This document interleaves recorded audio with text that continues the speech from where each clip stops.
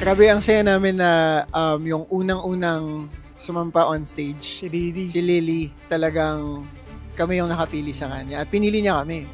I think yung tone ng boses ni Lily. May narinig kasi kami sa kanya na, I mean, yung boses of course, pero parang yung galing talaga sa mas malalim, sa puso, yung kanta niya. Kaya feeling namin meron kaming mabibigay na base sa mga pwede namin i-share as coaches na hopefully makatulong sa journey niya. Ang ganda rin ng song choice niya kasi para maparamdam mo yun, kailangan mo yung ganong klaseng song.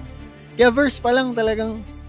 Tsaka yung choice of notes din niya, no? Sobrang, parang mature para sa age niya. Kaya sobrang excited kami na makatrabaho si Lily. Let's go, Lily. Welcome to Benkada.